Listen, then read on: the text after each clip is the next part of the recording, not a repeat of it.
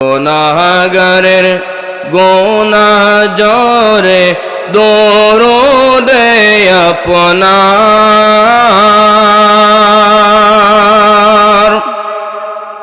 দয়া করে তরাইয়েন, দয়া করে তরাইয়েন উম্মত গুনাহগার নবীজি।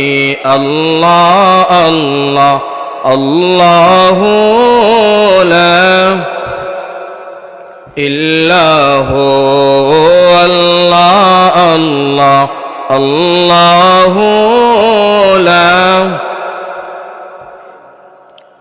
আপনাকে দেখলে নবী গো দুজক হয় হারাম, আপনাকে দেখলে নবী গো দুজক হয় হারাম। মরণকালে দিবেন দেখা, মরণকালে দিবেন দেখা হাবিব দু জাহান নবীজি। আল্লাহ আল্লাহ আল্লাহু লা ইল্লাহু আল্লাহ আল্লাহ আল্লাহু লা ইলাহা।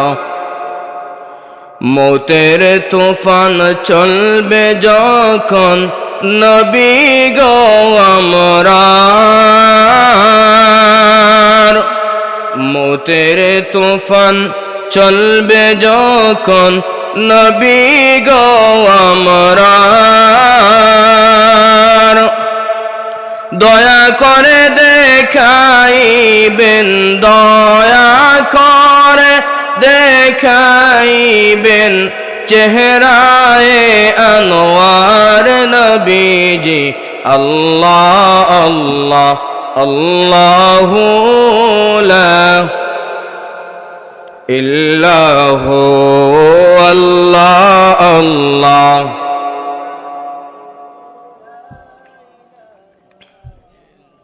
লা ইলাহা ইল্লাল্লাহু মুহাম্মাদুর রাসূলুল্লাহ সাল্লাল্লাহু আলাইহি ওয়াসাল্লাম।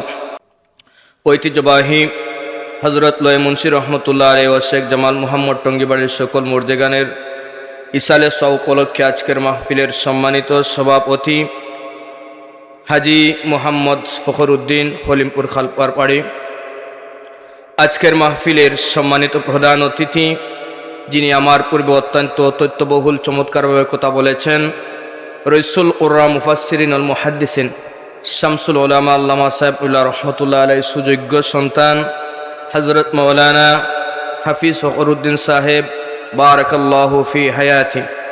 আজকের মাহফিলের উপস্থিত থাকবেন প্রধান আকর্ষণ বিশিষ্ট ইসলামী চিন্তাবিদ হযরত মাওলানা হাফিজ আবু হানিফ আনোয়ারি সাহেব সহ আজকের মাহফিলের অতিথিবৃন্দ।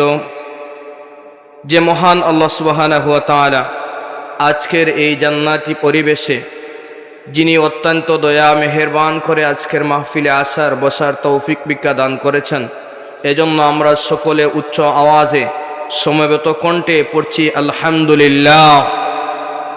অসংখ্য অগণিত দুরূদ ও সালাম পেশ করছি আল্লাহর সৃষ্টি প্রধান আকর্ষণ, বিশ্ব মানবতার মুক্তির দূত, সকল নবীদের শিরতাজ, সৈয়দুল মুরসালিন, ইমামুল মুরসালিন, ইমামুল আম্বিয়া, নূরুল হুদা, বদরুদ্দুজা, নূরুন আলা নূর, সৈয়দুনা নবিয়ুনা হাবিবুনা মৌলানা মুহাম্মদ সাল্লাল্লাহু আলাইহি সাল্লামের প্রতি।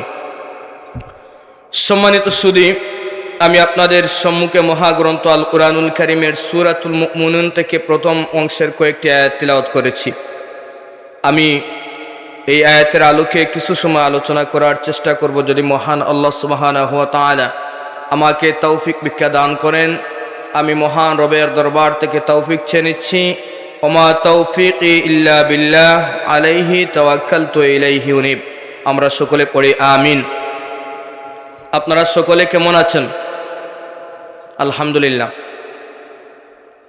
আজকের এই মাহফিল একজন ওলির স্মরণে মাহফিল করা হচ্ছে, মর্দেগানের স্মরণে। অবশ্যই নিঃসন্দেহে একটি পবিত্রময় মাহফিল।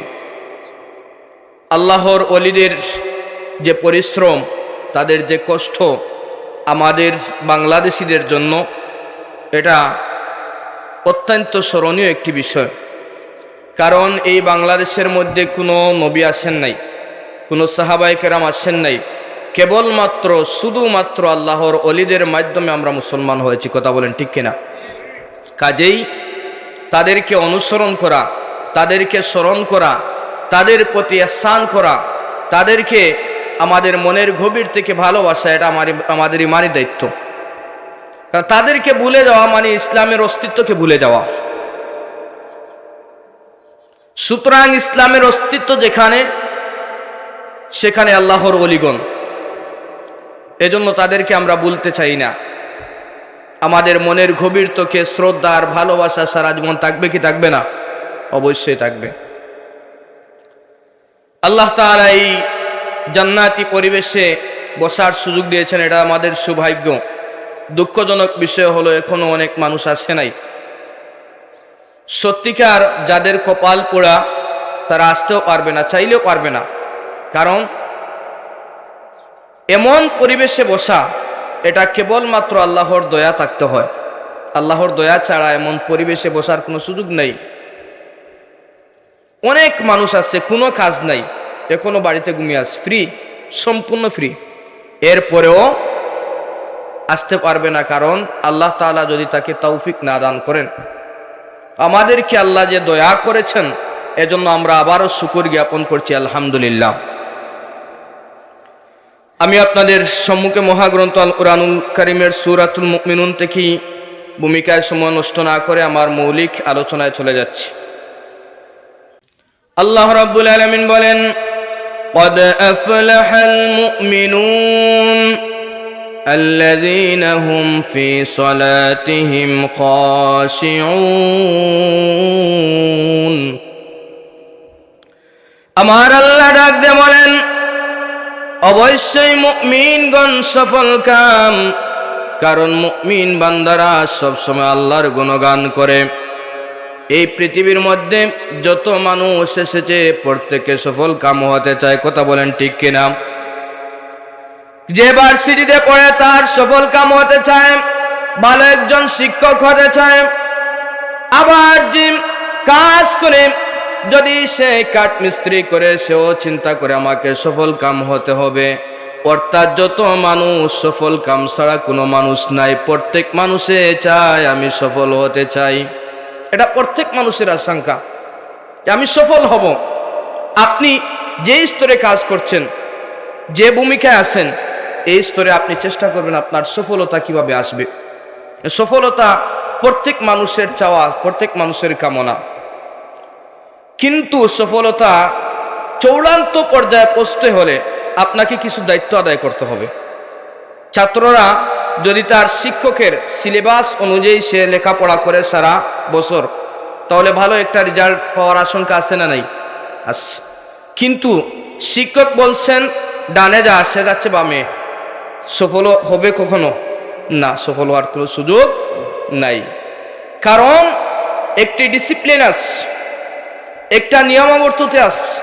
আপনি সফল কাম হতে চান, আপনাকে বাধ্যতামূলক সিলেবাস অনুযায়ী চলতেই হবে। আমার আল্লাহ রাব্বুল আলামিন এই পৃথিবীর মধ্যে আল্লাহ যত মানুষদেরকে সৃষ্টি করেছেন, প্রত্যেক মানুষকে সফলতার জন্য, প্রত্যেক মানুষের সফলতার জন্য আল্লাহ একটা সিলেবাস দিয়েছেন।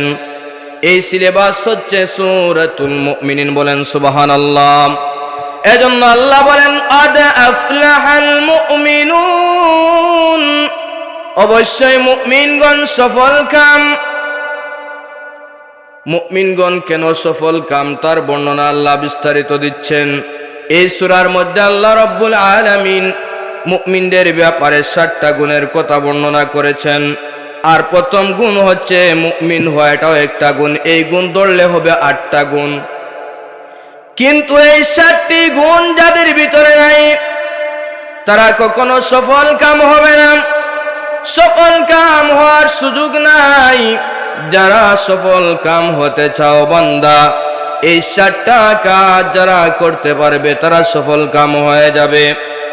আমার আল্লাহ ডাক দিয়ে বলেন, কদ আফলাহাল মুমিনুন,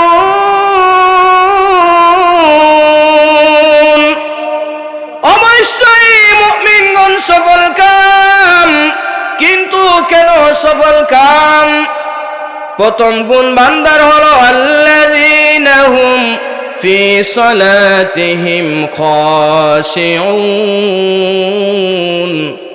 মুমিনগণ সফল কাম হওয়ার পিছনে প্রথম কারণ হলো অবশ্যই মুমিনগণ নামাজে বিনয় হয়, বা নামাজে মুমিনগণ বিনয় হয়, যার কারণে মুমিনগণ সফল কাম। এখন নামাজে বিনয় হওয়াটা কি? নামাজ পড়তে কি তো নামাজ পড়ে, অনেক মানুষ আছে নামাজ পড়বে কিন্তু আল্লাহর জান্নাতের সুঘ্রাণ পাবে না।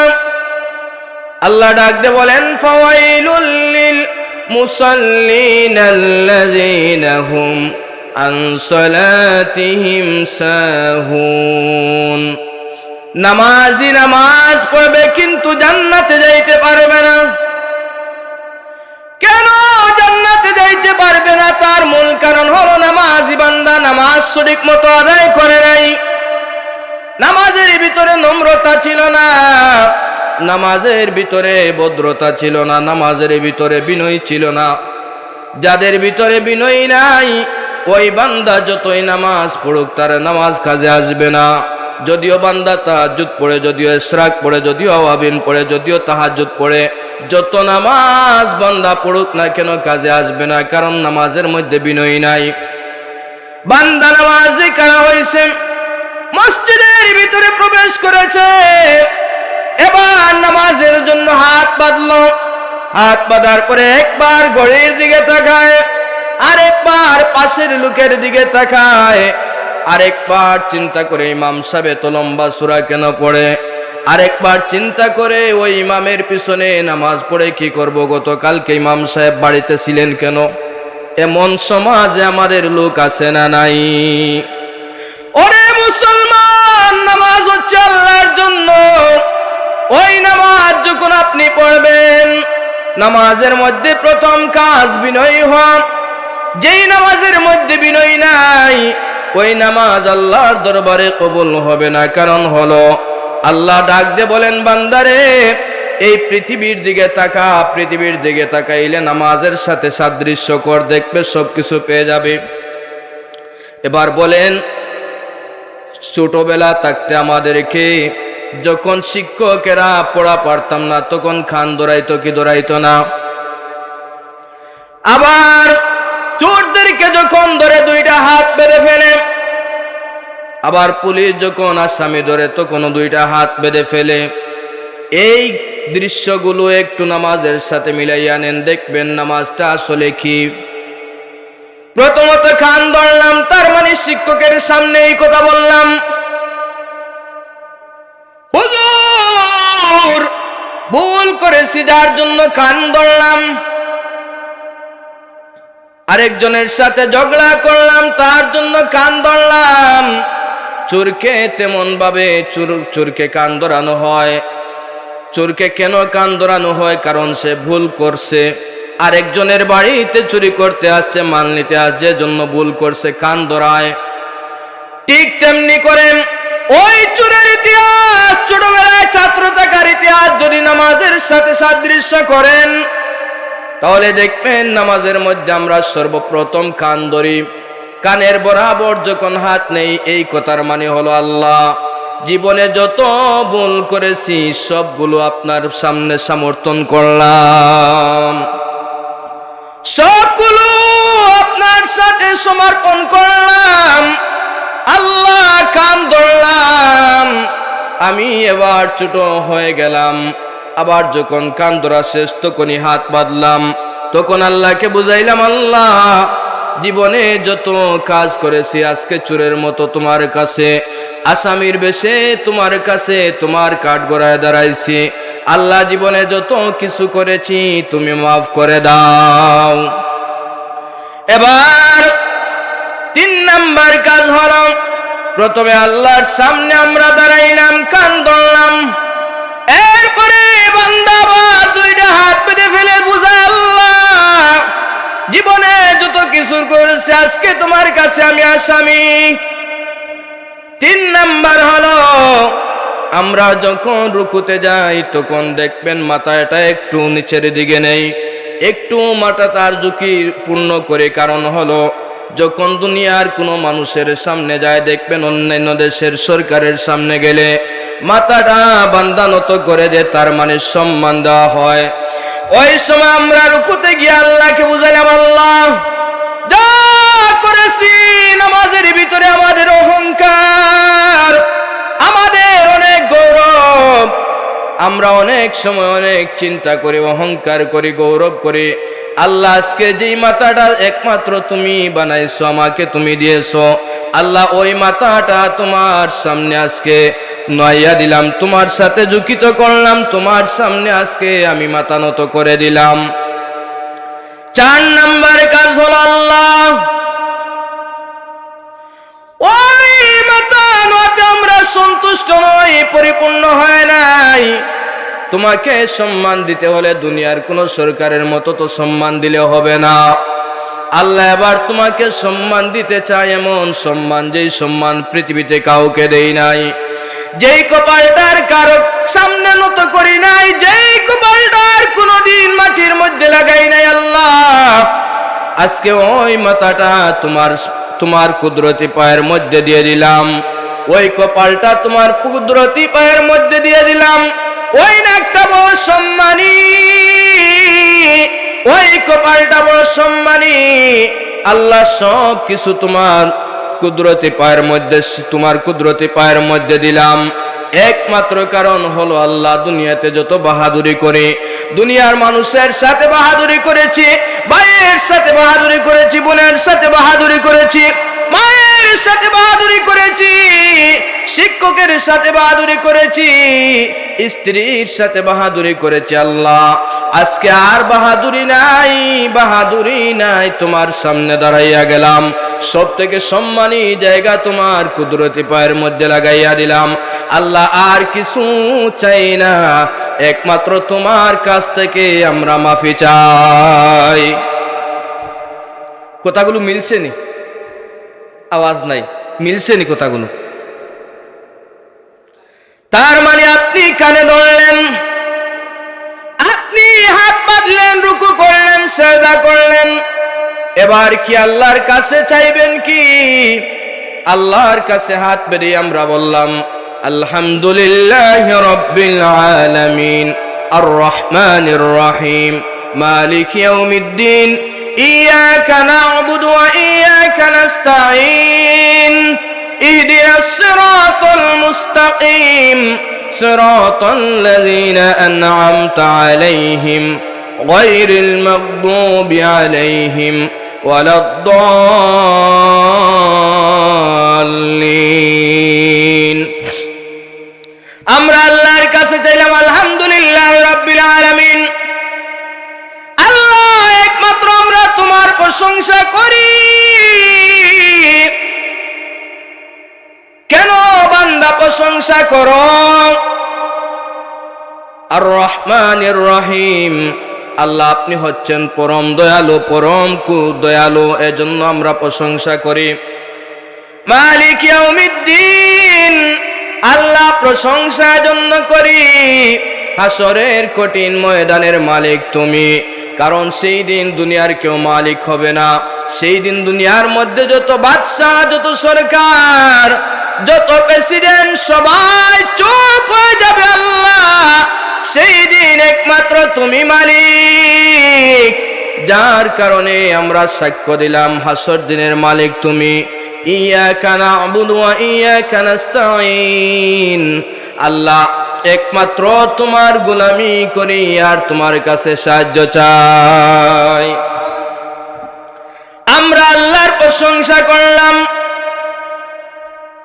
প্রশংসা করার পাশাপাশি আল্লাহর কাছে চাইলাম, আল্লাহ তোমার যেহেতু গোলামি করলাম তোমার কাছে সাহায্য চাইব।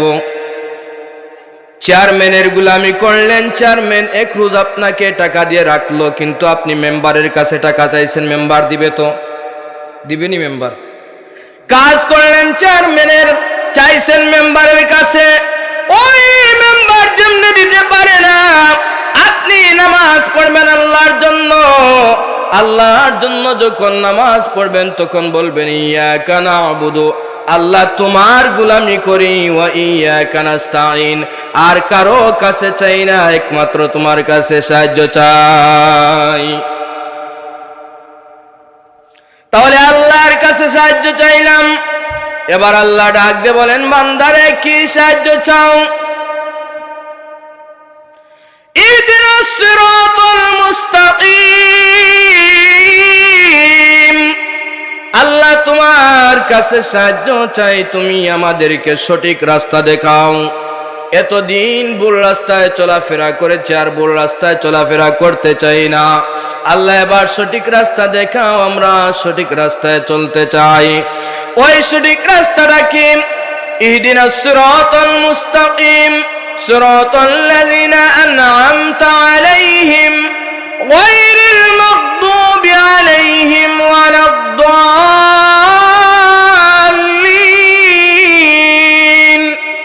আল্লাহ ওই রাস্তা চাই যেই রাস্তায় তোমার বান্দাগণ চলে তোমার কাছ থেকে পুরস্কার প্রাপ্ত হয়েছে। ওই রাস্তা চাই না যে রাস্তায় তোমার বান্দাগণ তোমার উপর নাফরমানি করেছে, শুধুমাত্র গুনাহ করেছে আর নাফরমানি করেছে, শিরিক করেছে, বেদাত করেছে, যার জন্য তুমি তাদেরকে ধ্বংস করেছো, তাদেরকে আযাব দিয়েছো। আল্লাহ ওই রাস্তা চাই না, আমরা ওই রাস্তা চাই যে রাস্তায় তোমার বান্দাগণ সুন্দর করে চলাফেরা করেছে। তাহলে আমরা এই রাস্তা চাই, আল্লাহর কাছে আমাদের চাওয়া হয়ে গেল। এখন নামাজের জন্য আমরা আল্লাহর কাছে যা চাওয়ার চেয়ে ফেললাম। এখন আল্লাহর উচিত কি? এখন তো অনেকে আছে বলবেন, হুজুর আমার তো অভাব যায় না, আল্লাহর কাছে তো চাইলাম, আল্লাহর কাছে চাইছি কিন্তু অভাব তো যায় না। আল্লাহর কাছে আপনি 5 ওয়াক্ত নামাজ পড়ি, অথচ আল্লাহর নবী রাহমাতুল লিল আলামিন শুধু 5 ওয়াক্ত নামাজ পড়েন নাই, নবীজি 5 ওয়াক্ত নামাজের পাশাপাশি তাহাজ্জুদের নামাজ প্রতিদিন পড়তেন। একটা দিনও বন্ধ নাই, নবীজি তাহাজ্জুদের নামাজ পড়তেন। এমন দীর্ঘ নামাজ নবীজি পড়তেন, নবীজির পা মুবারক ফুলে যাইত। এত দীর্ঘ নামাজ পৃথিবীতে আর কেউ পড়ে নাই। আমরা কয়বার আল্লাহর কাছে চাই, কয়বার তওবা করি। আল্লাহর নবী প্রতিদিনে তো এত বেশি তওবা করেছেন, যা তওবা দুনিয়ার মানুষ করতে পারবে না। এখন ওই নবী কেন চাইলেন? ওই নবীর তো কোনোদিন দুঃখ যায় নাই, নবীজি অভাবী ছিলেন, কষ্টের মধ্যে ছিলেন, গরিব ছিলেন।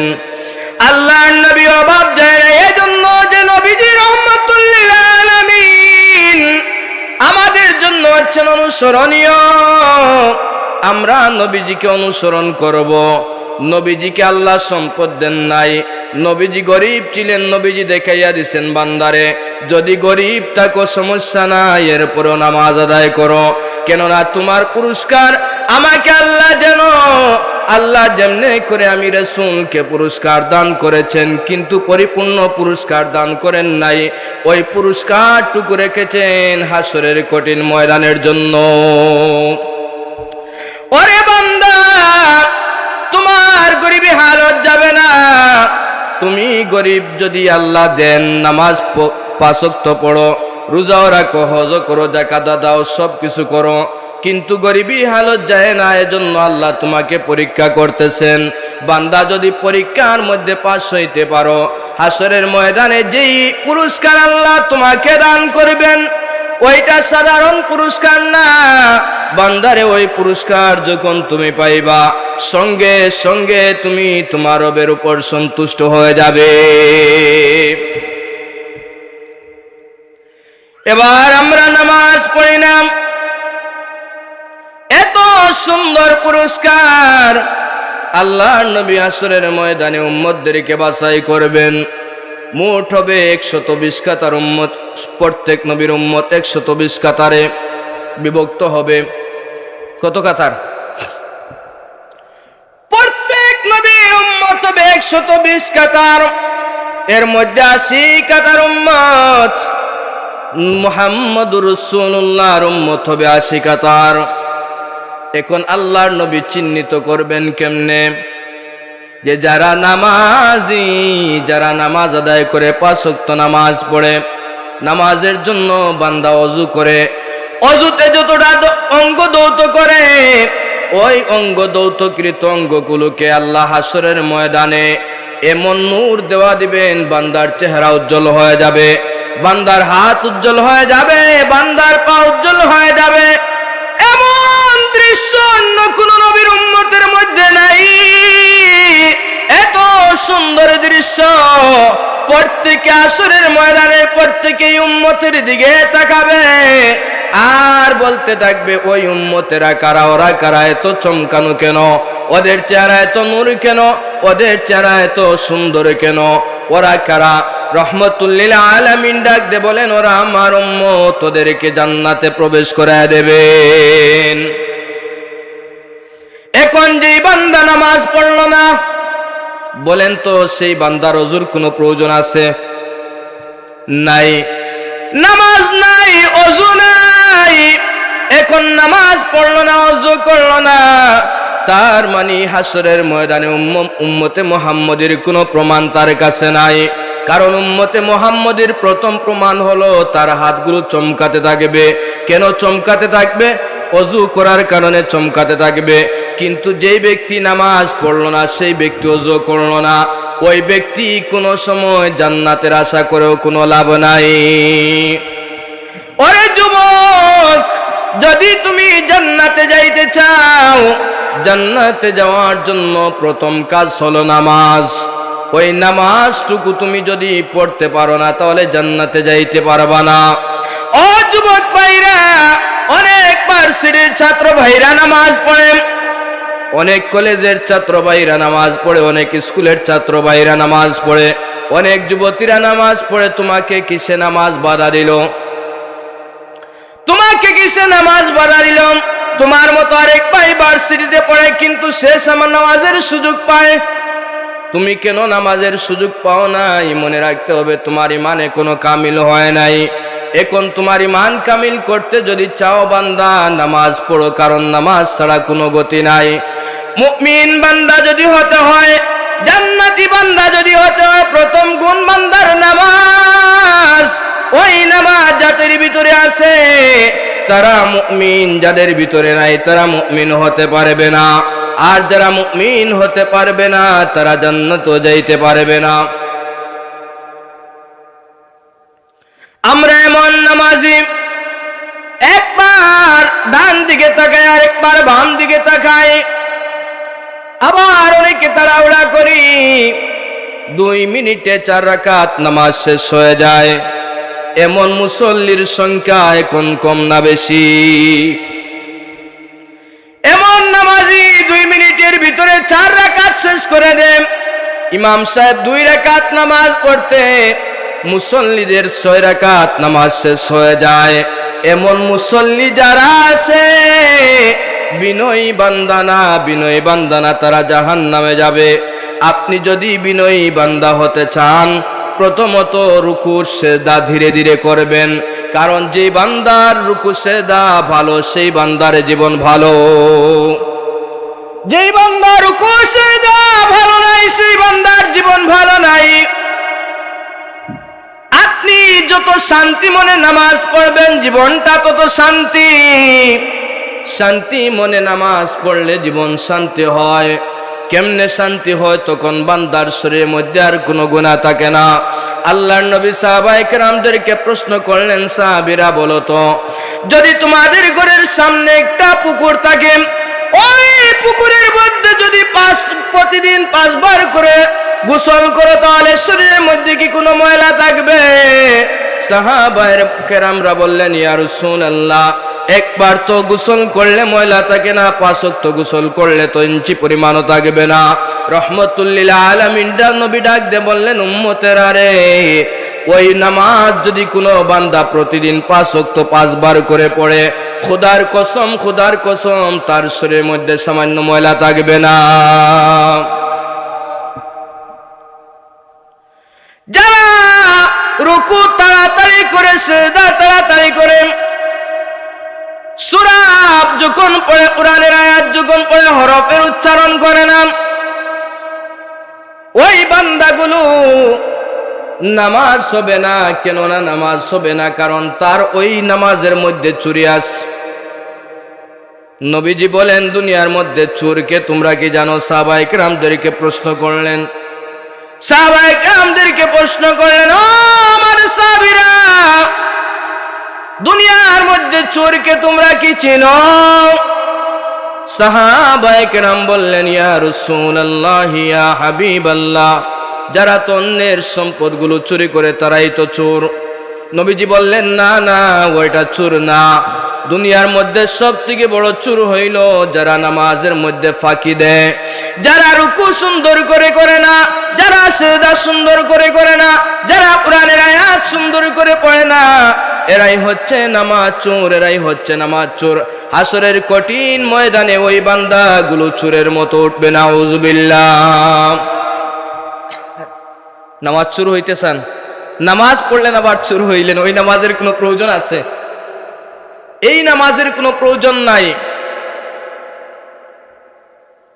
দুনিয়ার সব জায়গায় আপনার সময় বেশি, বন্ধুর সাথে আড্ডা দিতেছেন, তাড়া নাই, ভাত খাইতেছেন, তাড়া নাই, গোসল করতেছেন, সেখানেও তাড়া নাই, বাজারের মধ্যে বসেছেন, সেখানেও তাড়া নাই।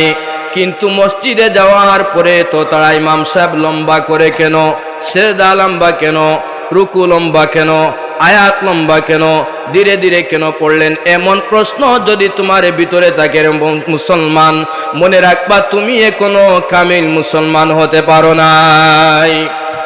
কারণ দুনিয়ার তোমার সব জায়গায় সময় আছে, নামাজে আসলা সেখানে তোমার সময় নাই, তুমি কিসের মুসলমান? সম্মানিত সুধী ভাইরা, আমার বিষয়টা নামাজ না, আমার বিষয় হলো সূরাতুল মুমিনুন থেকে আমি আয়াত করা সূরাতুল মুমিনুনের মুমিনদের গুণগান করা। আল্লাহ তাআলা প্রথম গুণ নামাজীদেরকে বললেন, প্রথম গুণ যারা মুমিন হয়, মুমিনদের প্রথম গুণ হলো নামাজ, তারা নামাজ বিনয়ের সাথে নামাজ আদায় করে। 2 নাম্বার গুণ আল্লাহ রাব্বুল আলামিন বলেন, ওয়াল্লাযীনা হুম আনিল লাগwi মুরিদুন।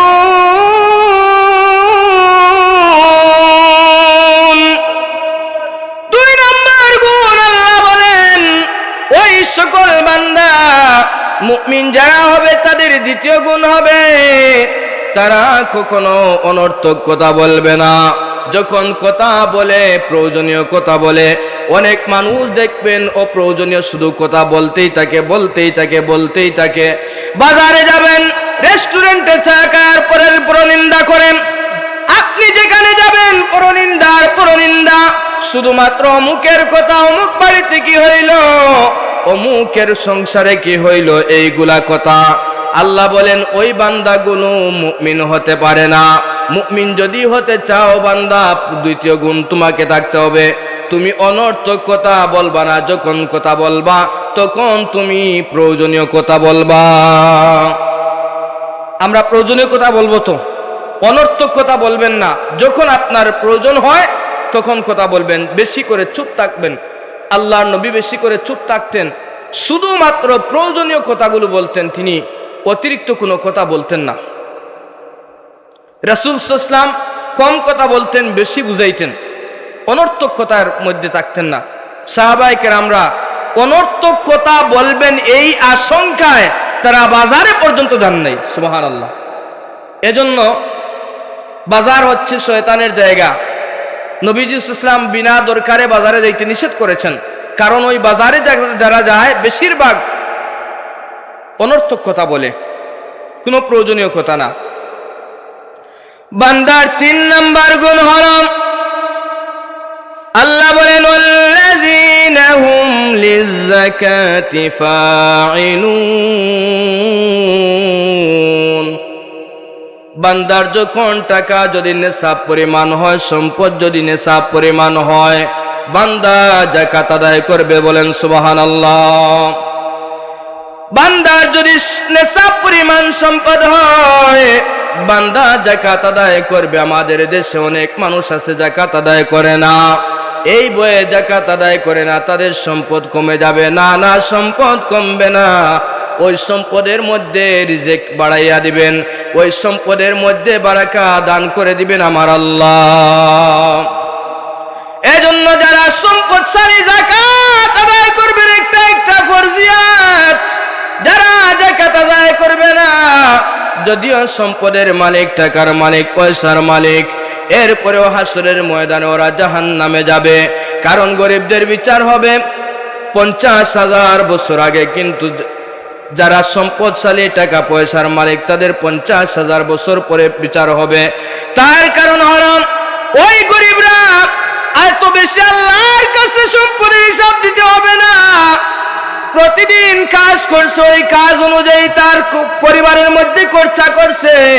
কিন্তু যারা সম্পদশালী, তারা কোন পথে আয় করেছে, কোন পথে ব্যয় করেছে, জবাব দিতে পারবে না। আর যারা জবাব দিতে পারবে না, তারা জাহান্নামের মধ্যে চলে যাবে। কারণ আল্লাহর ফরজ যাদের ভিতরে থাকে না, তারা জাহান্নামে। এজন্য যাদের টাকা আছে, পয়সা আছে, যাকাত আদায় করবেন, এটা মুমিনদের 3য় গুণ। আমাদের বাংলাদেশে যদি প্রত্যেক সম্পদশালীরা একমাত্র যাকাত আদায় করত, তাহলে এই দেশের মধ্যে একজন গরিব থাকতো না। কথা বলেন ঠিক কিনা? ওই চোরের দলেরা বাংলাদেশের টাকাগুলো অন্য দেশে পাচার করে, কিন্তু এই বাংলাদেশের মানুষদেরকে দেয় না, যাকাত আদায় করে না। তাহলে যারা যাকাত আদায় করবে না, তারা প্রকৃত মুমিন হতে পারবে না। 4 নাম্বার গুণ আল্লাহ বলেন ওয়াল্লাযীনা হুম লিফুরুজিহিম ইউহাফিজুন ওয়াল্লাযীনা হুম লিফুরুজিহিম হাফিজুন। বান্দার 4 নাম্বার গুণ হলো তারা যে লজ্জাস্থানের হেফাজত করবে। বর্তমান সময়ে লজ্জাস্থানের হেফাজত খুবই কম মানুষের কাছে আছে। বেশিরভাগ মানুষ জিনা ব্যভিচারের মধ্যে লিপ্ত আছে না নাই? বর্তমান সময়ে বেশিরভাগ মানুষ জিনা ব্যভিচারের মধ্যে আছে, লজ্জাস্থানের হেফাজত নাই। আল্লাহ বলেন বান্দা, যদি তুমি মুমিন হতে চাও, যদি প্রকৃত মুসলমান হতে চাও, তাহলে লজ্জাস্থানের হেফাজত করো, তাহলে তুমি প্রকৃত মুমিন হইতে পারবা। ওই লজ্জাস্থানের হেফাজত করলে কি লাভ? আল্লাহর নবী বলেন আন সাহল ইবনে সাদ রাদিয়াল্লাহু তাআলা আনহু قال قال بيننا نحن عند رسول الله صلى الله عليه وسلم من يضمن لي ما بين لحييه وما بين رجليه اضمن له الجنة رواه البخاري। আল্লাহ নবী উম্মতদেরকে বলেন, উম্মতেরা, 2টা জিনিসের জিম্মাদার হয়ে যাও, আমি রাসূল তোমাদের জন্য আল্লাহর জান্নাতের জিম্মাদার হয়ে যাব। আল্লাহু আকবার। ও আমার উম্মতরা, 2টা জিনিসের জিম্মা হয়ে যাও, আমি রাসূল ওয়াদা দিলাম তোমাদেরকে জান্নাতে প্রবেশ করাবো। এই জিম্মা দুনিয়ার কারো কাছে দেই না, এই জিম্মা আমি নিজে রাসূল নিলাম। ওই 2টা জিনিসের জিম্মাদার কি? একটা হলো লজ্জাস্থানের হেফাজত করা, আর আরেকটা হলো জবানের হেফাজত করা। আমার নবী বলেন, এই 2টা জিনিসের হেফাজত করলে আমি রাসূল তোমাদেরকে জান্নাতে নিয়ে যাব।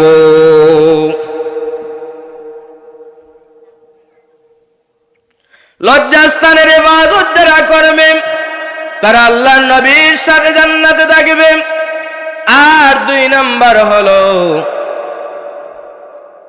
জবানের হেফাজত করা। যাদের জবানের হেফাজত নাই, ওই বান্দাগণ প্রকৃত মুমিন হতে পারে না। যাদের কাছে অন্য মানুষ নিরাপদ নয়, জবান থেকে হাত থেকে নিরাপদ নয়, তারা প্রকৃত মুমিন না। এটাও মুমিনদের আরেকটা গুণ। প্রকৃত মুমিন হতে চাও, জবানের হেফাজত করো। তোমার জবান দ্বারা অন্য মানুষ যেন কষ্ট না পায়, তোমার জবান দ্বারা যেন কোনো বেয়াদবি না হয়, তোমার জবান দ্বারা যদি অন্য কাউকে যেন গালি না দাও, ওই জবানের যদি হেফাজত করো তাহলে জান্নাতি হতে পারবা। আল্লাহর নবীর কাছে দুইজন মহিলা সম্পর্কে সাহাবায়ে কেরামরা গেলেন, গিয়ে বললেন, নবীজি দুইজন মহিলা সম্পর্কে জানতে চাই গো নবী। একজন মহিলা আছে, এমন মহিলা যার নফল ইবাদত করে, ফরজ ইবাদতের পাশাপাশি নফল ইবাদত করে, কুরআন তিলাওয়াত করে, নফল নামাজ পড়ে, দুরূদ শরীফ পড়ে, খুব বেশি ইবাদত করে, কিন্তু কোনো মানুষের সাথে যখন কথা বলে তখন বড় খারাপ কথা বলে, মানুষ তার জবান থেকে হেফাজত পায় না। ওই মানুষের কাছ থেকে কোনো মানুষ জবান থেকে রক্ষা পায় না। এত খারাপ আচরণ, মানুষদের সাথে ঝগড়া বিবাদ করে, গালাগালি করে, লড়াই করে, এমন মানুষ যারা জবান থেকে হেফাজত পায় না, ওই মহিলা থেকে রাহমাতুল লিল আলামিন ডাক দিয়ে বললেন, ও সাহাবা, মহিলা যদিও নফল ইবাদত করে কিন্তু জবানের হেফাজত না থাকার কারণে ওই মহিলা কোনোভাবে আল্লাহর জান্নাতে যাইতে পারবে না। আর একজন মহিলা সম্পর্কে গিয়ে বললেন, ইয়া রাসূলুল্লাহ, রাহমাতুল লিল আলামিন, ওই মহিলার জবানটা বড় সুন্দর কিন্তু নফল ইবাদত তো করে না, শুধুমাত্র ফরজ ইবাদত গুলো করে, কিন্তু মানুষ যখন কথা বলে তখন মিষ্টি কথা বলে, মানুষের সাথে সুন্দর আচরণ করে, কোনোদিন খারাপ আচরণ করে না। রাহমাতুল লিল আলামিন ডাক দিয়ে বললেন, ও উম্মতেরা, ও সাহাবীরা, ওই মহিলা আল্লাহর জান্নাতে চলে যাবে। কারণ কি?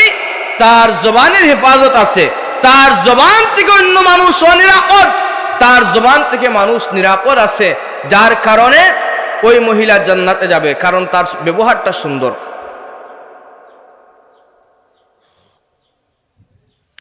তাহলে জবানের হেফাজত করতে হবে, এটা 4 নাম্বার গুণ।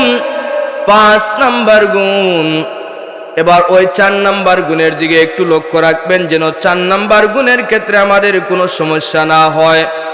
জবানের হেফাজত করবেন, মানুষের সাথে যখন দেখা হবে সালাম দিবেন, মানুষের সাথে সুন্দর করে কথা বলবেন, এমন কথা বলবে না যে কথায় মানুষ কষ্ট পায়। যদি এইরকম বলতে পারো, মুসলমান জান্নাতি হয়ে যাবে, মুমিন হতে পারবে। 5 নাম্বার গুণ, আল্লাহ রাব্বুল আলামিন বলেন, ইল্লা আলা আজওয়াজিহিম আও মা মালাকাত আইমানুহুম ফাইন্নাহুম গায়রু মালুমিন ফামান ইবতাগা ওয়ারা'a যালিকা ফাউলাইকা হুমুল আদুন। 5 নাম্বার গুণ হলো, বান্দা নিজের স্ত্রী ব্যতীত অন্য কারো সাথে যায় না, অন্য কোনো মহিলার সাথে যায় না, অন্য মহিলার সাথে খারাপ আচরণ করে না, অন্য মহিলার সাথে জিনা ব্যভিচার করে না, শুধুমাত্র স্ত্রীর কাছে যায়। আগে দাসীর প্রথা ছিল, দাসীর কাছেও যদি যায় কোনো সমস্যা নাই, কিন্তু এখন দাসীর প্রথা নাই, শুধুমাত্র স্ত্রী আছে। স্ত্রীর কাছে যদি স্ত্রী ছাড়া অন্য কোনো মানুষের সাথে জিনা ব্যভিচার করে, তাহলে তারা মুমিন হবে না, তারা মুমিন হতে পারবে না। আর যারা মুমিন হতে পারবে না, তারা প্রকৃত জান্নাত পাবে না। এজন্য বান্দা যদি মুমিন হতে হয়, জিনা ব্যভিচার থেকে রক্ষা পেতে হবে, জিনা ব্যভিচার থেকে বাঁচতে হবে, কারণ জিনা ব্যভিচার হচ্ছে সবথেকে খারাপ, জঘন্য একটা কাজ। এরপর আল্লাহ বলছেন, ওয়াল্লাযীনা হুম লিআমানাতিহিম ওয়া আহদিহিম রাউন।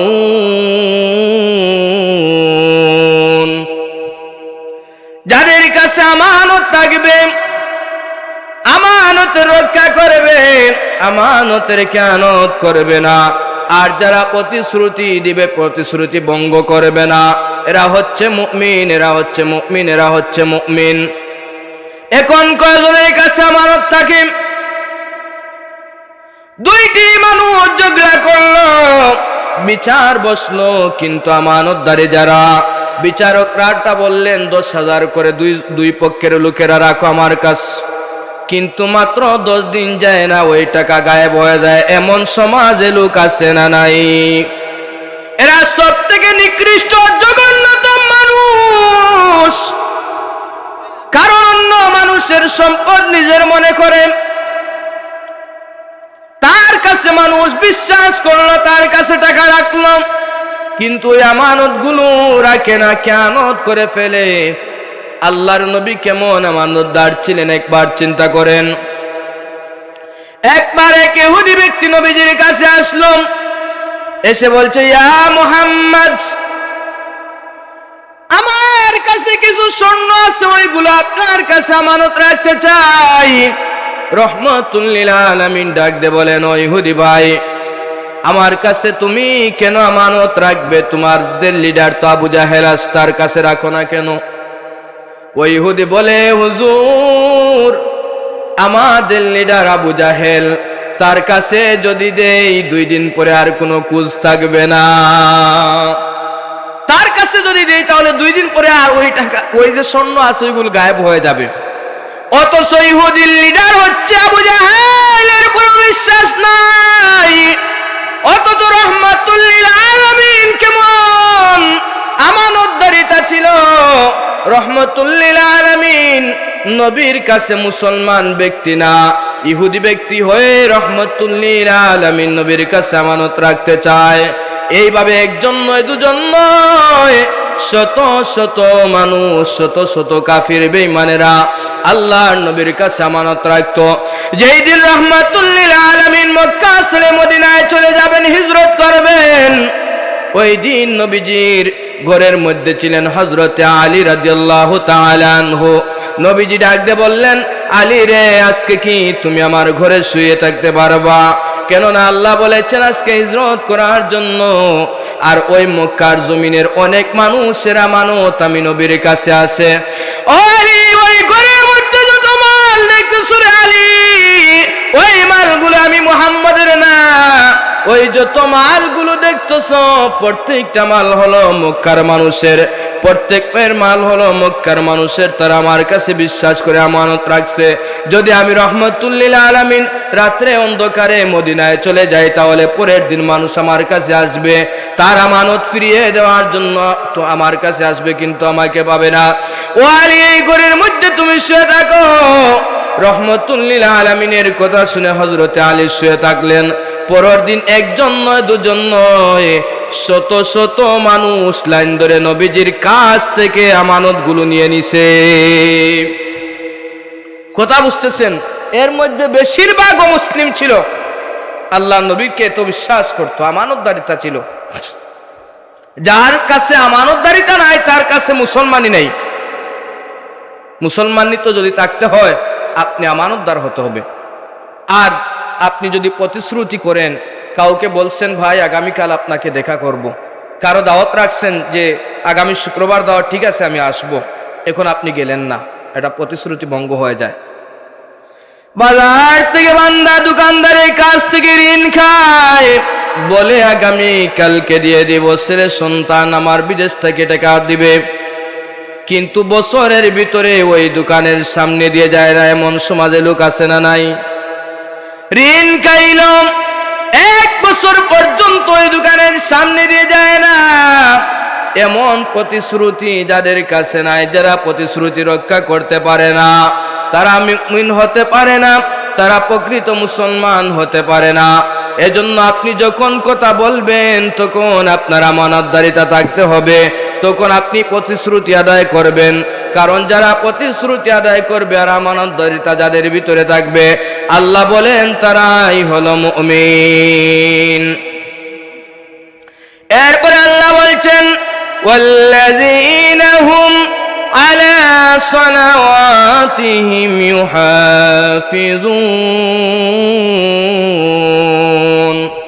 যারা নামাজের হেফাজত করে, যারা নামাজের হেফাজত করে তারা হচ্ছে মুমিন। এখন প্রশ্ন হলো নামাজের হেফাজত কি? সূরাতুল মুমিনুনের 2 নম্বর আয়াতের মধ্যে আল্লাহ বলছেন বিনয় হয় নামাজ আদায় করো, আর এখানে আল্লাহ বলছেন তুমি নামাজের হেফাজত করো। নামাজের হেফাজত হলো ইন্না সলাতি ওয়া নুসুকি ওয়া মাহইয়ায়া ওয়া মামাতি লিল্লাহি রাব্বিল আলামিন। বান্দা তুমি নামাজ পড়বা দুনিয়ার কোনো মানুষের জন্য না রে বান্দা। তুমি যখন নামাজ পড়বা হে রাসূল আপনি বলে দিন কুল ইন্না সলাতি ওয়া নুসুকি ওয়া মাহইয়ায়া ওয়া মামাতি লিল্লাহি রাব্বিল আলামিন। হে রাসূল আপনি বলে দিন আমার নামাজ, আমার কুরবানি, আমার জীবন, আমার মৃত্যু যা কিছু আছে সব কিছু আপনার জন্য। আমার নামাজ আপনার জন্য, আমার রোজা আপনার জন্য, আমার জীবন আপনার জন্য, আমার মরণ আপনার জন্য, অর্থাৎ সব কিছু আমি আপনার জন্য উৎসর্গ করলাম। সুবহানাল্লাহ। এখন যারা নামাজের হেফাজত করবে, নামাজের হেফাজত করতে হবে ওই কাজগুলো, ওই 60টা গুণে যারা গুণান্বিত হবে তাদের পুরস্কার কি? বাচ্চা 1 বছর স্কুলে পড়ার পরে পরীক্ষা যখন দেয় তখন পুরস্কার পায়, অর্থাৎ আরেকটা ক্লাসে যাওয়াই তার পুরস্কার, তার মর্যাদা, তার মান। কিন্তু মুমিন মুসলমান যারা আছে তারা এই 60টা কাজ করার পরে তাদের পুরস্কার কি হবে? আল্লাহ বলেন উলাইকা হুমুল ওয়ারিসুন, তারা ওয়ারিস হয়ে যাবে, উত্তরাধিকারী হয়ে যাবে।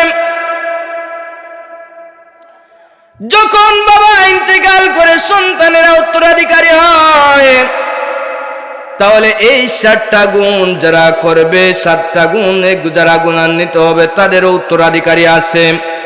আল্লাযীনা ইয়ারিসুনাল ফিরদাউস হুম ফিহা খালিদুন। আল্লাহ তাআলা ডাক দিয়ে বলেন যারা উত্তরাধিকারী হবে, এই 60টি গুণে যারা গুণান্বিত হবে, আমি আল্লাহ তাদেরকে জান্নাতুল ফিরদাউসের অধিকারী বানাইয়া দিলাম। বুঝছেন নি? 60টা গুণ, এই 60টা গুণে আপনি গুণান্বিত হয়েছেন তো আপনি জান্নাতুল ফিরদাউসের অধিকারী হয়ে গেছেন। আল্লাহু আকবার। আখিরাতে যাবেন, এরপরে আপনি জান্নাতুল ফিরদাউস পাবেন তা নয়। আপনি এই দুনিয়ার মধ্যেই, দুনিয়াতে থাকা অবস্থা আপনি ওয়ারিস সূত্রে পেয়েছেন। আল্লাহু আকবার। ওয়ারিস হয়ে গেছেন, কারণ আপনি জান্নাতি কাজ করেছেন, এজন্য আপনি ওয়ারিস হয়ে গেছেন। এখনকার নামাজি আর আগের নামাজি কেমন ছিল? এই 60টা গুণের মধ্যে প্রথম গুণ নামাজ, নামাজে বিনয়ী হওয়া। শেষের গুণ হলো নামাজের ইবাদত করা। এই দুইটা সব থেকে গুরুত্ব দেওয়া হয়েছে। প্রথমে আল্লাহ মুমিনদের গুণাগুণ বলতে বলছেন যারা নামাজে বিনয়ী হয়, শেষে আল্লাহ বলছেন যারা নামাজের হেফাজত করে, অর্থাৎ সময় মতো নামাজ আদায় করে নেয়, সময় মতো নামাজ আদায় করে, নামাজের হেফাজত করে। ওই নামাজের হেফাজত করতে হবে এবং সময় মতো নামাজ আদায় করতে হবে। হযরতে আলী রাদিয়াল্লাহু তাআলা আনহু একদিন বসে আছেন, আল্লাহর নবী ক্লান্ত অবস্থায় হযরতে আলী রাদিয়াল্লাহু তাআলা আনহুর উরুর মধ্যে বসেছেন। উরুর মধ্যে আল্লাহর নবী মাথা লাগাইয়া একটু সময় বিশ্রাম নিলেন। বিশ্রাম নিতে গিয়ে নবীজির চোখের মধ্যে তন্দ্রা চলে আসলো। তন্দ্রা যখন আসলো, একদিকে আসরের নামাজের সময় যায় অবস্থা, আর একদিকে নবীজি আরাম ফরমাইতেছেন। এমন সময় হযরতে আলী চিন্তিত হয়ে গেলেন। এক তো হচ্ছে নামাজটা শেষ হয়ে যাচ্ছে, অর্থটা শেষ হয়ে যাচ্ছে, আর একদিকে রহমতুল লিল আলামিন নবীকে কেমনে জাগ্রত করব? কারণ নবীও হচ্ছেন বড়, নবীর গোলামিও আল্লাহ তাআলার আদেশ। নবীর গোলামি আল্লাহর আদেশ, যতক্ষণ পর্যন্ত নবী গোলামি করবেন ততক্ষণ পর্যন্ত যদিও নামাজের সময় হয়, এরপরও আপনি নবীর গোলামি করতে হবে, এটা আল্লাহর আদেশ। এখন চিন্তা করতেছেন হযরত আলী, তিনি ভাবলেন আমার জীবনে একটা ওয়াক্ত নামাজ কাজা হয় নাই, আমি জীবনে একটা ওয়াক্ত নামাজ কাজা করি নাই, কিন্তু আজকে আমার দ্বারা নামাজ কাজা হবে তা মেনে নিতে পারবো না। একদিকে রহমতুল লিল আলামিন কেমনে জাগ্রত করব যদি নবী নারাজ হয়ে যান? এই চিন্তা নবীজি, এই চিন্তা হযরত আলীর। চিন্তা করতে করতে এক পর্যায়ে হযরতে আলীর চোখ মোবারক থেকে এক ফোঁটা পানি আল্লাহর নবীর গাল মোবারকে পড়ে গেল। নবীজি সঙ্গে সঙ্গে জাগ্রত হইয়া বলতেছেন, আলী রে, ও আলী, তোমার কি হয়েছে আলী? তোমার চোখের মধ্যে কেন পানি? তুমি কান্নাকাটি করো কেন রে আলী? হযরতে আলী জবাব দেন, ইয়া রাসূলুল্লাহ, ইয়া হাবিবাল্লাহ, রাহমাতুল লিল আলামিন, জীবনে কোনদিন একটা ওয়াক্ত নামাজ আমার কাজা হয় নাই গো নবী। এখন সূর্য আড়ালে পড়ছে, ওয়াক্ত চলে গেছে, আপনাকেও জাগ্রত করে নাই। রহমতুল লিল আলামিন বলেন, আলী রে, তুমি নামাজ চলে গেছে তো কি হয়েছে? কাজার তো ব্যবস্থা আছে, তুমি কাজা পড়ে নাও। হযরতে আলী জবাব দেন, ইয়া রাসূলুল্লাহ, আমি তো দুনিয়ার কোন মানুষের গোলামি করি নাই, সাধারণ কোন মানুষের গোলামি করি নাই, আমি রহমতুল লিল আলামিনের খেদমতের মধ্যে ছিলাম। এই মুহূর্তে আমি আসরের নামাজ পড়তে চাই, আমি কাজা পড়তে পারবো না, কেননা আমার জীবনে আমি কাজা করি নাই, আজকেও আমি কাজা পড়তে পারবো না। রহমতুল লিল আলামিন, আমি কাজা পড়তে পারবো না, আমি নামাজের ওয়াক্তে নামাজ পড়তে চাই। সঙ্গে সঙ্গে রহমতুল লিল আলামিন হাত উত্তোলন করে দোয়া করলেন, আল্লাহ, তোমার আলী তোমার নবী এবং তোমার খেদমত করতেছিল, তোমার নবী এবং তোমার ইবাদত করতেছিল, আল্লাহ, আমার ওই পাগল আলী কাজা করতে চায় না, সে কাজা করতে চায় না। আল্লাহ, আসরের সময় যেই জায়গায় সূর্যটা থাকে, আল্লাহ ওই সময় জায়গায় তুমি সূর্যটা দিয়ে দাও। খোদার কসম, মুসলমান যখন রহমতুল লিল আলামিন দোয়া করলেন, দোয়া করার সাথে সাথে আসরের সময় যেই জায়গায় সূর্য চলে আসে, ওই জায়গায় আল্লাহ সূর্যটা দিয়ে দিলেন। হযরতে আলী নামাজ আদায় করলেন, নামাজ আদায় করার সাথে সাথে আবার সূর্যটা আগের জায়গায় চলে গেছে। ওই রকম নামাজি হন যেই নামাজি ছিলেন হযরতে আলী, এই রকম নামাজি হন যেই নামাজি ছিলেন হযরতে ওমর, এমন নামাজি হন যেই নামাজি ছিলেন রহমতুল লিল আলামিন।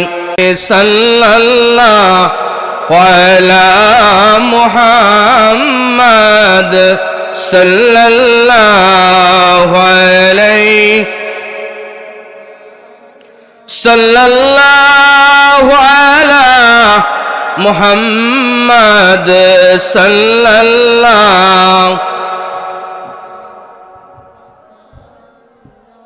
সম্মানিত সুধী, আমরা নামাজটা পড়তে চাই না, এত সহজ একটা কাজ, মুসলিম হিসাবে এর থেকে সহজ কাজ আর কিছুই নাই। এখানে সাহেবজাদা বলেছিলেন যে আমাদের ইচ্ছা থাকতে হবে, যদি ইচ্ছা থাকে তাহলে আল্লাহ তাআলা সহযোগিতা করেন। আমাদের শুধু ইচ্ছা পোষণ, আমাদের মন মানসিকতা ঠিক হয় না, যে নামাজের প্রতি আকর্ষণ আসে না।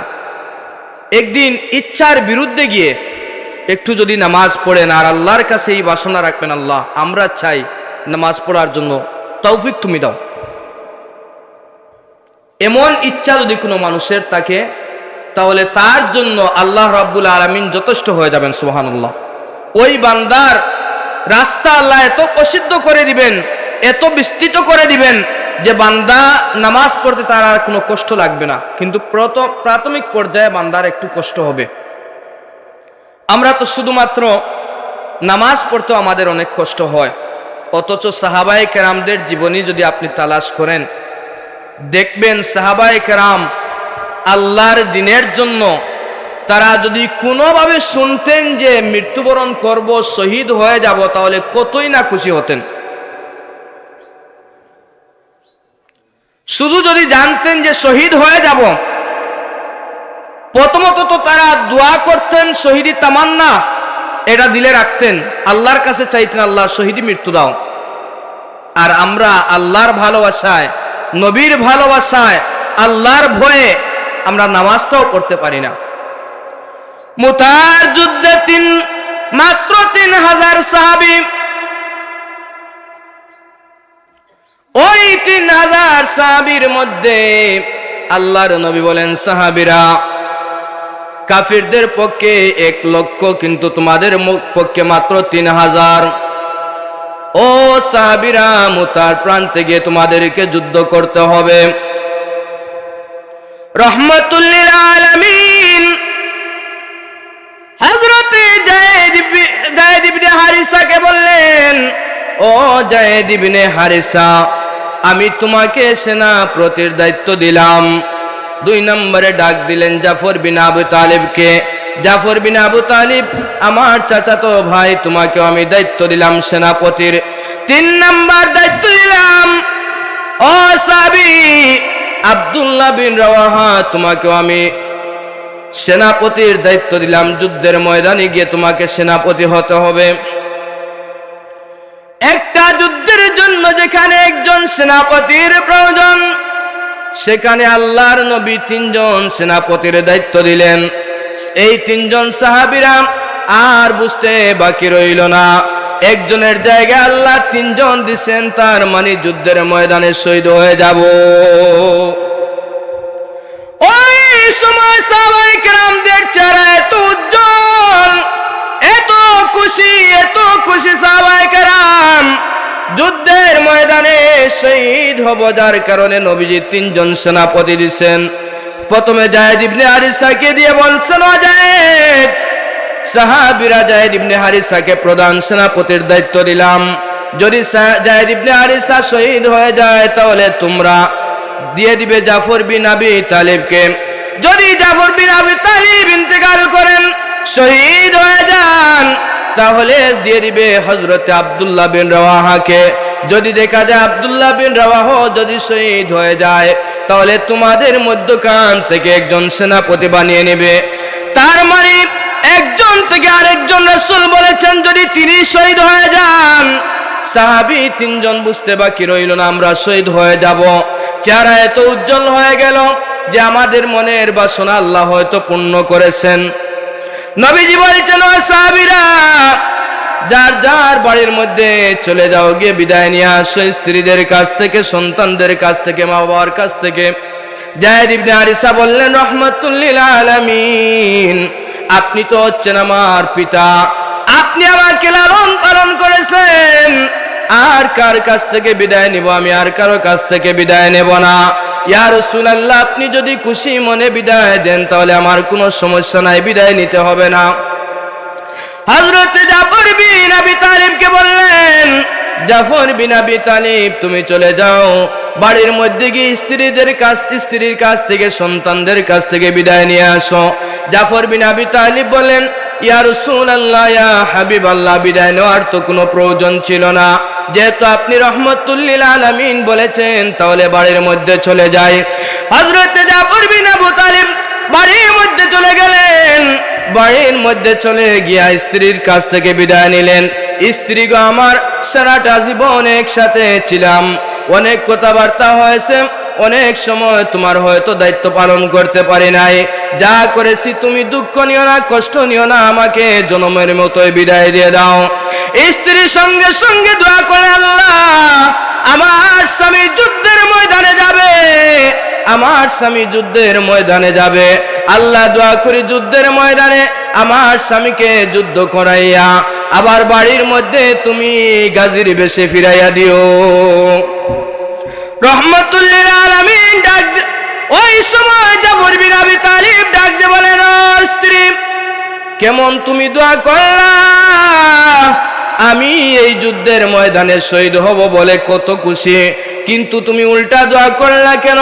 ও স্ত্রী, তোমার দোয়া কবুল হবে না, কারণ আমার আগে একজন সেনাপতি, আমার পরেও একজন সেনাপতি, তার মানে হচ্ছে আমি মধ্যখানের সেনাপতি, আর মধ্যখানের সেনাপতি যেহেতু ওই জায়গা থেকে ফিরে আসার সুযোগ নাই, কারণ আগের জন্য শহীদ হবেন, পরের জন্য শহীদ হবেন, আমি শহীদ হওয়া থেকে রক্ষা পাওয়ার কোনো সুযোগ নাই, আমি শহীদ হয়ে যাব। তুমি দোয়া করো, এই দোয়া করো, আল্লাহ যেন আমাকে শহীদি মৃত্যু দান করে। এই সাহাবী চলে যাচ্ছেন, পিছন দিক থেকে স্ত্রী কান্দে, সন্তানেরা কান্দে, কিন্তু তিনি কারো কান্নার আওয়াজ শুনেও না শোনার ভান করলেন, একবারও ফিরে তাকালেন না, যাতে তাদের ভালোবাসায় না পড়তে হয়, কারণ শহীদ হবেন মনের তামান্না, মনের আশা, মনের আকাঙ্ক্ষা, যদি শহীদ হয়ে যায় নবীর ভালোবাসায়, আল্লাহর ভয়ে যদি শহীদ হয়ে যায়, হাসরের ময়দানে আল্লাহ জান্নাতে প্রবেশ করাবেন। 3 নম্বর সাহাবী আব্দুল্লাহ বিন রাওয়াহা বাড়ির মধ্যে চলে গেলেন। আব্দুল্লাহ বিন রাওয়াহা এই সাহাবীকে বললেন, স্ত্রী আজকে মাত্র ফুল সজ্জার রাত, অর্থাৎ একদিন আগে বিবাহ করছেন, বাসর রাত্রিতে বাড়িতে গিয়ে বলছেন, স্ত্রী আমার কোনো দায়িত্ব পালন করতে পারলাম না, তোমার দায়িত্ব, তোমার প্রতি কোনো দায়িত্ব পালন করতে পারলাম না, এমনকি তোমার চেহারাটা পর্যন্ত সুন্দরে দেখতে পারি নাই, ও স্ত্রী, তুমি দয়া করে আমাকে মাফ করে দিও, দয়া করে মাফ করে দিও। স্ত্রী বলছেন, স্বামী আমার, একটু ঘরের ভিতরে আপনি ঢুকেন, আপনার চেহারা একটু দেখে নেই। স্বামী বলছেন, স্ত্রী, আমি ঘরের ভিতরে ঢুকতে পারবো না, কারণ যদি ভালোবাসা তোমার প্রতি বেড়ে যায় তাহলে যুদ্ধের ময়দানে যাইতে পারবো না। স্ত্রী ডাক দিয়ে বলতেছেন, ও স্বামী, আমি ঘরের ভিতরে আসলে ভালোবাসা নিবেদন করব না, ভালোবাসা দেখাবো না, স্বামী আমার, আমি একমাত্র চাই আপনি ঘরের ভিতরে ঢুকেন, আপনার একবার চেহারাটা ভালো করে দেখি, যাতে আসরের ময়দানে আমি স্ত্রী আপনাকে স্বামী হিসেবে চিনতে পারি, সেই দিন যেন রহমাতুল লিল আলামিন নবীর ভালোবাসায় যেন সেই দিন একত্রিত আমরা থাকতে পারি। ও স্ত্রী, ও স্বামী, আমি ভালোবাসা দেখানোর জন্য বলছি না, স্বামী আমার শুধুমাত্র আপনার চেহারাটা দেখতে চাই। এই স্বামী আব্দুল্লাহ বিন রাওয়াহা বলতেছেন, স্ত্রী, দয়া করে মাফ করে দিও, তোমার এই কথা রাখতে পারলাম না। এই কথা বলে সঙ্গে সঙ্গে আব্দুল্লাহ বিন রাওয়াহা বের হয়ে গেলেন। তার মানে কি, যুদ্ধের জন্য বাড়িতে গিয়ে ঘরের মধ্যে একটা সেকেন্ডও সাহাবীরা বসলেন না, না বসিয়া শুধুমাত্র নবীর ভালোবাসায়, নবীর ভালোবাসায়, নবীর প্রেমে, নবীর ভালোবাসায় আল্লাহর ভয়ে জান্নাত পাওয়ার জন্য যুদ্ধের ময়দানে শহীদ হয়ে গেলেন। এমন শহীদি তামান্না আমাদের ভিতরে তো আসা অনেক দূরের কথা। এই মুহূর্তে যদি কোনো যুদ্ধের ঘোষণা হয় তাহলে আমার মনে হয় না এখান থেকে 10% মানুষ রেডি থাকবে যুদ্ধের জন্য। আমরা নামাজ পড়তে পারছি না। আমি সূরা মুমিনুন থেকে আয়াত তিলাওয়াত করেছি যে প্রথমে আল্লাহ নামাজের কথা বলছেন, শেষেও আল্লাহ নামাজের কথা বলছেন। তার মানে মধ্যখানের গুণ যেগুলো আছে, যদি আপনার নামাজ ঠিক থাকে, মধ্যখানে যতটা আল্লাহ শর্ত দিয়েছেন প্রত্যেকটা শর্ত আপনার জন্য সহজ হয়ে যাবে। আপনার নামাজ নাই, আপনার ওই শর্তগুলো সহজ হবে না। আল্লাহর ভয় কোত্থেকে আসবে? আল্লাহর ভয় আসতে হলে আগে নামাজ, যখন বান্দা সিজদায় পড়ে যায় তখন তার রবের সাথে করতে হয়, তখন আল্লাহ তাআলা 7 আসমান 7 জমিনের সকল পর্দাকে আল্লাহ উত্তোলন করে দেন। তখন আল্লাহ এবং বান্দার মধ্যে কোনো হিজাববিহীন অবস্থায় আল্লাহ এবং বান্দার সাথে কথা হয়। বলেন আল্লাহু আকবার। আল্লাহ তাআলা আমাদেরকে নামাজি মুত্তাকি হওয়ার তৌফিক বিজ্ঞা দান করুন। আখির দাওয়ানা আলহামদুলিল্লাহি রাব্বিল আলামিন।